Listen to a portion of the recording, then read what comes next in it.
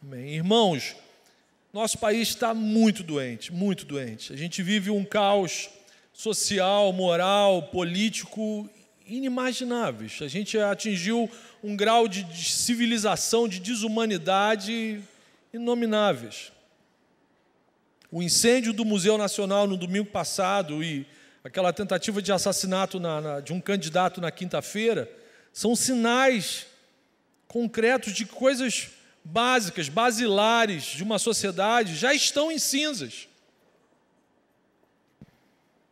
Observem, por exemplo, a questão da segurança pública, ou, na verdade, da insegurança. No ano passado, 7 brasileiros foram assassinados por hora. Até o final dessa reunião, 7 famílias estarão vivendo um luto. 64 mil homicídios em 2017. Praticamente 64 mil homicídios no ano passado. O número de homicídios na Europa, para se igualar ao nosso, ao que aconteceu no ano passado, teria que ser multiplicado por 30. Se nós somarmos todos os conflitos bélicos que acontecem hoje ao redor do mundo, não chegam perto da quantidade de brasileiros que são assassinados todas as horas no nosso país. Como que um povo pode se acostumar com isso? Irmãos, nossa nação está muito doente. A patologia é tão grave, as toxinas de putrefação são tão nocivas, que isso, inclusive, alcançou a igreja cristã brasileira. Meus irmãos, um número assustador de pessoas que confessam a fé cristã não pensam biblicamente. Os pressupostos, os paradigmas, a cosmovisão de muita gente que, de fato, eu creio que amam a Jesus, mas não conseguem pensar, viver, agir biblicamente, orientados. Muitas igrejas estão tomadas de analfabetismo bíblico. Isso é assustador. Nunca foi tão fácil o acesso da leitura da palavra. O único livro capaz de transformar radicalmente uma criatura e transformar num ser humano. É muito lindo ver pichações de livro, a maior revolução é com livros. O único livro que revoluciona mesmo a nossa vida é a Bíblia Sagrada. Mas hoje muitos crentes têm lido muita coisa, menos a Bíblia. Isso é notório, é clássico. A gente vê isso. E se você não ocupa sua mente com os valores do reino de Deus, um outro reino vai ocupar esse lugar. Esse trono não vai ficar vazio. Nos últimos anos eu tenho visto muita gente que se dizendo crente, mas a mente e o coração estão completamente formatados por uma ideologia nefasta, que se disfarça de ideologia política, mas na verdade é uma religião pagã, absolutamente contrária ao cristianismo, que é o marxismo, o socialismo marxista, o marxismo cultural, o gramscismo, ou satanismo, qualquer coisa que você queira falar sobre essa entidade que odeia Jesus. No primeiro século da igreja cristã, um dos principais inimigos do cristianismo não era o Império Romano, não era a perseguição. Um dos principais inimigos do cristianismo era o gnosticismo, uma ideologia humanista que vislumbrava, almejava o conhecimento, mas que pregava uma salvação sem Jesus, sem Cristo. Uma boa quantidade de mensagens e de cartas do Novo Testamento foram escritas para combater esse inimigo que se infiltrava dentro da igreja cristã. Hoje, aqui no Brasil, um dos principais inimigos da igreja cristã não são os vizinhos que invadem as reuniões públicas. A galera já entendeu aqui a minha mensagem subliminar. Mas é essa ideologia religiosamente macabra, nefasta, satânica, que é a ideologia marxista, que invadiu a mente de muitos irmãos, principalmente a mente de alguns filhos, filhos cristãos. Nós, pais aqui, eu tenho certeza, você jamais tiraria dinheiro do seu bolso, investiria para que o seu filho tivesse aula com professores nazistas. Alguém em sã consciência faria isso? Mas muitos pais, hoje, sem saber, estão investindo do próprio bolso para os seus filhos estudarem com militantes disfarçados de professores que estão ali só para doutrinar os seus filhos e transformarem em marxistas. Comunistas travestidos de professores. Isso é religião, eu estou falando de religião, uma religião que se opõe ao cristianismo. Não tem nada a ver. O disfarce é uma ideologia política. Mas é uma religião. E, irmãos, minha alma é esfaqueada por uma profunda tristeza quando me deparo com jovens daqui. Gente da gente. Gente que foi criada aqui no Kids, que passou pelo Teen, passou pelo Up, mas hoje parece que estão enfeitiçados por esses ensinamentos radicalmente contrários ao Evangelho. Não é contrário ao Marcão, não é contrário aos pastores, não. É um ensinamento contrário ao Cristo que elas professam amar. Isso estraçalha a minha alma.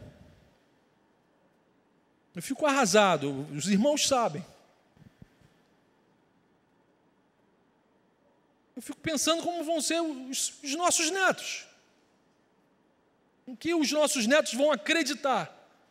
Que pressupostos eles vão usar para agir, para se relacionarem com a sociedade? Meus irmãos, urge o tempo da Igreja de Cristo dobrar seus joelhos, a gente clamar socorro ao Senhor, a gente pedir misericórdia, Senhor. Socorre a nossa nação, socorre a nossa igreja, socorre as nossas casas, as nossas famílias. Nessa quinta-feira à noite, eu estava aqui na reunião de oração, perguntando ao Senhor, Senhor, diante disso tudo que a gente vê, que está acontecendo à nossa volta, que palavra eu vou compartilhar com a tua igreja, com o teu rebanho? E nosso Deus é um Deus bendito, aquele que não rejeita a nossa oração, não afasta de nós a sua graça, a sua glória. E aí ele usou um dos seus servos, eu fazendo minha oração silenciosa, pedindo ao Senhor uma resposta, e um servo do Senhor levanta a voz e proclama a passagem bíblica que a gente vai ler nesse momento. Por favor, abra sua Bíblia em 2 Crônicas, no capítulo 7, no versículo 14.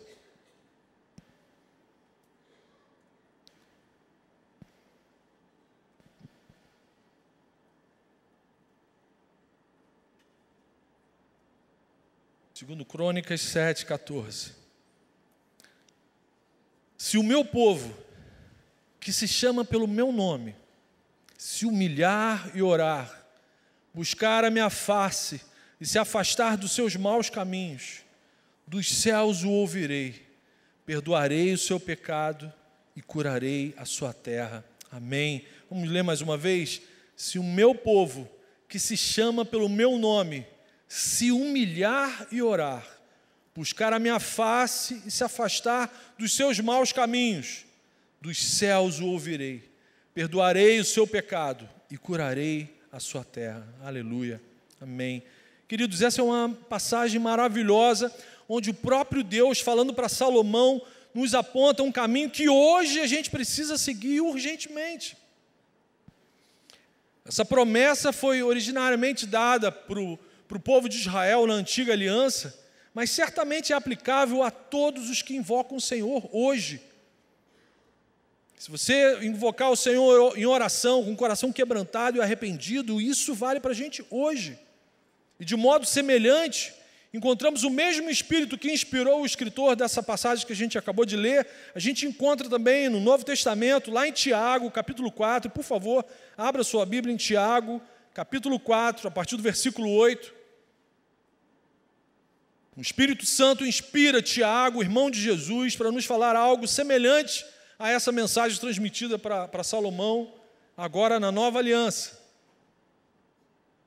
Tiago diz assim: aproximem-se de Deus, e Ele se aproximará de vocês, aleluia. Pecadores, limpem as mãos, e vocês que têm a mente dividida, purifiquem o coração. entristeçam-se, lamentem-se e chorem, troquem o riso por lamento e a alegria por tristeza. Humilhem-se diante do Senhor e Ele os exaltará. Amém. Irmãos, diante de tudo que a gente tem visto e vivido, a nossa oração precisa ser essa: Senhor, venha nos socorrer. Senhor, o que nós podemos fazer como teus servos para nos abençoarmos uns aos outros e abençoar essa terra onde o Senhor nos inseriu? E aí, irmãos, diante de tudo que a gente leu, fica bem claro o que Deus deseja que façamos. Você pode anotar aí, em primeiro lugar, o que Deus nos ordena essa noite. Anote, por favor: aproximem-se de Deus. Isso é um imperativo, é uma ordem. Aproximem-se de Deus e Ele se aproximará de vocês. Aproxime-se do teu Senhor com o coração quebrantado, contrito, arrependido. Fale com Ele. Mas aqui é algo importante está implícito nisso aqui, nesse imperativo, nesse convite. Só quem é povo desse Deus reconhece que precisa andar perto do seu Deus. Só quem é povo de Deus reconhece que necessita de intimidade com seu Deus. Isso é uma condição. Por isso Deus falou para Salomão: se o meu povo, que se chama pelo meu nome, esse é o começo de tudo. E aí a gente precisa se perguntar: somos povo de Deus? Somos pecadores, sim, mas arrependidos. Gente que foi comprada e lavada pelo sangue do Cordeiro. Nossos nomes estão de fato escritos no livro da vida. A Bíblia é a nossa única regra de fé e de prática? Ou somos só frequentadores de uma religião dominical? Irmãos, Deus está emitindo uma promessa de visitação e cura condicionada ao povo dele. Se o meu povo se aproximar, eu vou abençoar, eu vou agir, eu vou operar, eu vou sarar. A cura do povo e da nação de Israel não dependia de Salomão descobrir uma estratégia econômica ou política que ia restaurar aquela nação. Não. A promessa aqui é bem clara. Eu vou sarar a sua terra se o meu povo, que se chama pelo meu nome, se aproximar, se humilhar, orar. Deus inicia a cura de uma nação curando primeiro o seu povo. Você consegue perceber isso, reparar isso? Só os discípulos do Senhor Jesus foram comissionados para ser sal da terra e luz do mundo. Os seres humanos que na prática, que de fato têm a potencialidade, a possibilidade de abençoar ou não abençoar uma nação, são os cristãos. São os seres humanos cheios do Espírito Santo. Somos chamados a um sacerdócio santo, a um serviço santo. Por isso a gente precisa pensar, agir e viver biblicamente. Quantas vezes a gente tem ouvido aqui desse púlpito: não se amoldem ao presente século, não se conformem ao presente século, não assumam a forma de gente que ainda não ama o Senhor, gente que ainda vive nas trevas, gente que ama as trevas. Deus restaura e aviva primeiro o seu povo, para depois restaurar e curar a nação onde esse povo está inserido. Segunda aplicação, um outro imperativo contundente: humilhem-se diante desse Deus. Humilhem-se. Se eu reconheço que sou povo de Deus, se eu entendo que Ele está ordenando uma proximidade, uma vida de intimidade, eu sou levado à humilhação. Eu sou levado a esse processo de esvaziamento. O que é humilhar-se? Humilhar significa um estado de submissão, reconhecer de fato quem é o Senhor, a quem eu sirvo. Me esvaziar totalmente. O apóstolo Paulo fala isso em Filipenses capítulo 2. Nosso Senhor Jesus se esvaziou, assumiu forma de servo, entrou no estado de submissão à vontade do seu Deus, do Pai. Quando nos aproximamos do Senhor, a oração é a principal ferramenta nesse processo de esvaziamento, de humilhação. Só em a gente assumir a postura de orar, eu estou reconhecendo a minha fragilidade, a minha incapacidade, a minha total dependência de alguém que é muito maior do que eu. Humilhar-se diante de Deus significa assumir que nós não somos nada sem Ele. Que eu não mereço nada. E que só o Senhor sabe o que é melhor para mim. Isso é humilhar-se, isso é esvaziar-se. Quando nos humilhamos, estamos dizendo literalmente para Deus: seja feita a tua vontade. Isso é crucial para a gente ter uma caminhada saudável com o Senhor. Nossa mente não pode mais permanecer dividida com valores e princípios de um reino que não é o reino do nosso Deus. Por isso Tiago é tão duro, tão enfático. Vocês que têm a mente dividida, purifiquem o coração. Tiago está escrevendo isso para cristãos. Ele não estava escrevendo isso para um amigo de oração, um não crente. Ele estava escrevendo isso para uma igreja. Entristeçam-se, lamentem-se. Vocês que têm a mente dividida, vocês não têm motivo para ficar rindo. Humilhem-se diante do Senhor e Ele os exaltará. Ele vai atender a oração de vocês.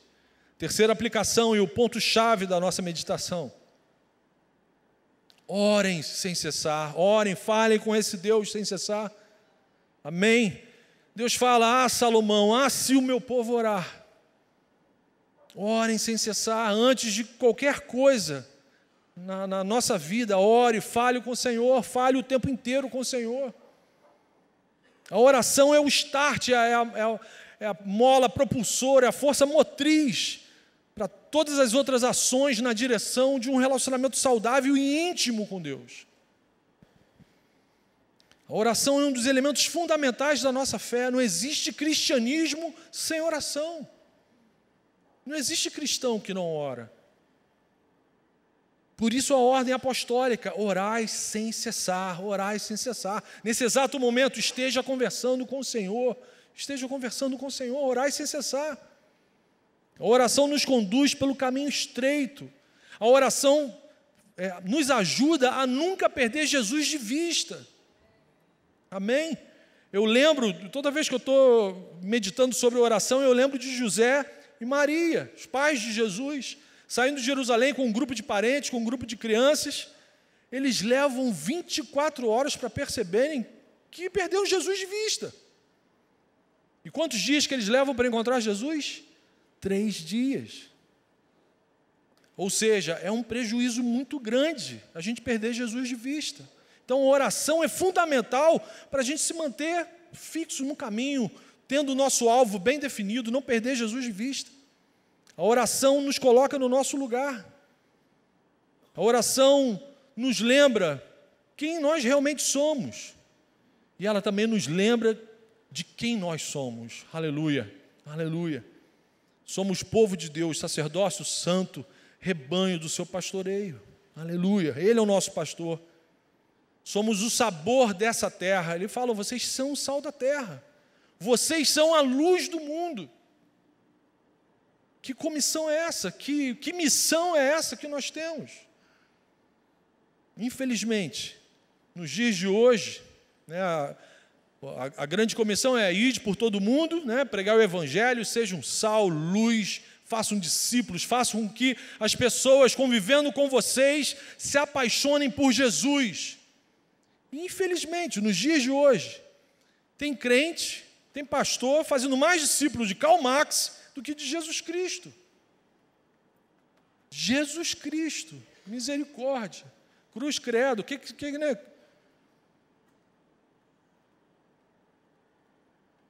Abominação. São pessoas caminhando ainda com suas mentes divididas. A oração é a base de um relacionamento sempre crescente na direção do Senhor. Irmãos, só existe crente desanimado, apático, anêmico, murmurador ou marrento se não ora. Se não ora, se não tem vida de oração, se não tem joelho dobrado, se não tem quarto secreto, se não tem oração junto dos seus irmãos na comunidade da fé. Só existe crente desanimado, murmurador e marrento se for crente sem oração. É através da oração que acontece outro imperativo que o Senhor nos falou. Se eles buscarem a minha face, buscar aqui demanda esforço, persistência, perseverança. Orai sem cessar, perseverando. E aí, se eu oro constantemente, a constância me gera proximidade, a proximidade gera intimidade. Intimidade gera obediência. E o amor da obediência gera transformação. Eu vou sendo moldado, eu vou sendo transformado à imagem e semelhança desse Deus que eu ando perto, que eu ando junto, que eu ando próximo, todo dia, toda hora. Nosso egoísmo que divide a nossa mente vai sendo removido, vai batendo em retirada. E aí a gente consegue falar, não sou mais eu quem vivo, mas Cristo vive em mim, a minha mente é do Senhor, a minha forma de olhar, de agir, de escutar o mundo, de falar com o mundo é do Senhor. E aí, quando nos arrependemos dos nossos maus caminhos, dos nossos egoísmos, da nossa mente dividida, até a nossa oração muda. Você se pega orando, investindo muito mais tempo na vida de outras pessoas do que na sua própria vida. E aí, nesse momento, é impossível não lembrar das palavras do apóstolo Paulo para Timóteo. A última passagem que eu peço para você abrir a sua Bíblia para acompanhar. 1 Timóteo, capítulo 2, a partir do versículo 1. 1 Timóteo 2, versículo 1. O pastor Henrique também comentou sobre essa passagem na semana passada. Uma ordem enfática do apóstolo Paulo para o seu discípulo, para o jovem Timóteo, a respeito da oração. Versículo 1, antes de tudo, Timóteo, antes de tudo, recomendo que se façam súplicas, orações, intercessões e ações de graças por todos os homens, pelos reis e por todos os que exercem autoridade, para que tenhamos uma vida tranquila e pacífica, com toda a piedade e dignidade. Isso é bom e agradável perante Deus, nosso Salvador. Amém. Antes de tudo, meus irmãos, antes de tudo, Paulo nos instrui a orarmos por todos os homens que exercem algum tipo de autoridade, de soberania sobre a vida da gente. Essa expressão, todos os homens, está intimamente relacionada a esses homens que exercem alguma autoridade sobre a nossa vida. Não tem como a gente remediar. A Bíblia é muito clara nas suas instruções. Não adianta a gente murmurar, a vontade de Deus é que o seu povo ore, que os seus sacerdotes orem, intercedam, supliquem. Tudo pode mudar em nossa nação se a gente obedecer à vontade de Deus. Amém? Você crê nisso, que tudo é possível, a gente vê uma realidade diferente, transformada para melhor, se de fato nossos joelhos se dobrarem e suplicarmos pela nossa nação? Amém? Muitas vezes a gente reclama, eu falo por mim, muitas vezes eu murmuro do que os governantes não fazem a parte deles. Mas como eu me pego não fazendo a minha parte?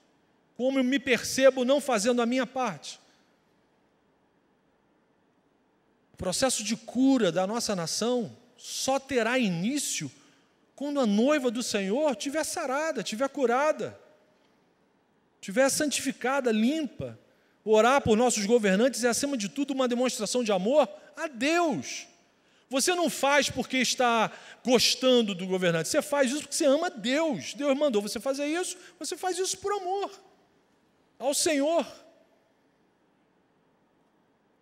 A instrução dada pelo apóstolo Paulo não elimina a nossa cidadania, não elimina o nosso senso crítico, não elimina a possibilidade da gente olhar e falar, isso está certo, isso está errado, isso é feio, isso é horroroso, isso é negociável. Orar pelos nossos governantes não elimina a nossa cidadania, não elimina a nossa fome e sede de justiça. Na verdade, a instrução bíblica potencializa o exercício da nossa cidadania terrena. Só que a gente vai passar a fazer isso como um sacerdócio. Eu espero que essa instrução da palavra de Deus, de orarmos pelo nosso país, pelos nossos governantes, nos ajude, por exemplo, no mês que vem, né, no processo eleitoral que essa nação vai atravessar. A gente precisa aprender a votar com responsabilidade, entendendo que tudo isso é vida espiritual, tudo isso é uma experiência espiritual. O nosso voto pode abençoar ou amaldiçoar milhares de brasileiros. Isso é um assunto altamente espiritual. Então, antes de votar, ore sem cessar, fale com o Senhor. Com certeza, os primeiros cristãos, no primeiro século do cristianismo, oraram pelos seus governantes. Quem eram os governantes dos primeiros cristãos? O Império Romano. E o que aconteceu com o Império Romano? De perseguidores se transformaram em proclamadores do cristianismo. Passou a ser lei, era obrigatório ser cristão em Roma. Eles também caminharam para o outro extremo, né? Quer respirar? Quero. Tem que ser cristão. Mas foi através de oração. Foi através de oração. Em uma democracia, todo cristão tem a oportunidade de participar ativamente da política. Mas, acima de tudo, antes de tudo, o cristão tem que saber que Jesus é o centro do nosso universo. Jesus é o centro de equilíbrio do universo. Jesus é a nossa única esperança. Que eu estou fazendo o que eu estou fazendo porque eu amo ao Senhor Jesus. Mesmo votando com responsabilidade, é fundamental a gente lembrar disso, que nossa esperança não são os partidos políticos, os homens, os seres humanos, as plataformas econômicas, as boas intenções, as promessas miraculosas. Para se cumprir metade do que é prometido, tem que ser um milagroso, né? Tem que estar íntimo ali do Pai. Eu e o Pai somos um para colocar isso aqui em prática. A nossa esperança é no reino, nos valores do reino. Mas a gente não pode se calar, se omitir diante de um outro reino que tenta intoxicar a mente e o coração de gente da gente. Um cristão de verdade não deposita esperança em plataformas humanas. Eu tenho certeza que se nós orarmos pelos nossos governantes, a situação da nossa nação muda. Amém? A oração, a intercessão, a súplica a Deus é encarada por Deus como um ato de amor sacrificial. Deus te vê orando, intercedendo, investindo tempo da sua vida, tempo vital, tempo que não volta, você está investindo na vida de outras pessoas. Você está preocupado com o projeto de vida de outras pessoas. Isso é amor sacrificial, isso é altruísmo. Você está ficando parecido com o Cristo, Deus vivo. Por isso Paulo escreveu, isso é bom e agradável perante Deus, nosso Salvador. Aleluia. A oração pelos nossos governantes nos tira do lugar de juízes e de algozes. Toda vez que eu perco Jesus de vista, eu me pego sendo juiz e sendo algoz, botando o capuz preto e levantando o machado. Então, quando eu começo a orar pelo meu semelhante, pelo meu próximo, que querendo ou não assumir um cargo, que exerce autoridade sobre a minha vida, eu tenho que orar, eu tenho que manter Jesus no foco. O crucial, meus irmãos, é que sejamos obedientes à vontade de Deus, assim como Cristo foi obediente à vontade do seu Pai. O Espírito Santo nos ajudará. Essa missão não é fácil, não é na força do nosso braço que a gente vai acontecer, vai fazer alguma coisa diferente, não. Através da ação do Espírito Santo, sendo cheios do Espírito Santo, a gente vai ficar à imagem e semelhança de Cristo. E aí a gente vai viver e obedecer à vontade do nosso Pai, que é sempre boa, perfeita e agradável. Eu quero concluir rogando ao Senhor Jesus que Ele nos ajude a igreja dEle, na obediência à sua palavra e a experimentarmos suas promessas de forma plena. Amém? Feche seus olhos, vamos orar. Se o meu povo, que se chama pelo meu nome, se humilhar e orar, buscar a minha face e se afastar dos seus maus caminhos, dos céus o ouvirei, perdoarei o seu pecado e curarei a sua terra. Senhor Deus Todo-Poderoso, aquele que constitui e destitui reis, tem misericórdia da nossa nação, Senhor. Sara a nossa terra, Senhor. Sara a tua igreja. Começa o teu milagre aqui nas nossas casas, Senhor. Perdoa os nossos pecados, Senhor. Perdoa a nossa demora em nos aproximarmos do Senhor. Perdoa a nossa demora em interceder pela nossa nação, pelos nossos governantes, Senhor. Mas hoje, aqui, reunidos como tua igreja, Senhor, antes de tudo, te pedimos que o Senhor abençoe e sare esse país, Senhor. Por favor, que o Senhor abençoe nossos juízes, procuradores, policiais, Senhor, de modo que toda corrupção seja revelada, desorganizada, Senhor, e punida, Senhor. Senhor, também te pedimos, Pai, ajuda-nos a votarmos com responsabilidade, Senhor. Ajuda-nos a te honrarmos no exercício da nossa cidadania terrena, Senhor. Livra-nos dos nossos maus caminhos, Senhor. E principalmente, Senhor, dos caminhos pintados de vermelho, Senhor. Livra-nos, Senhor. Fortaleça a nossa fé, que sejamos verdadeiramente o seu povo, Senhor. Homens e mulheres de oração, Senhor, para a honra e para a glória do teu nome. Amém, Senhor, amém.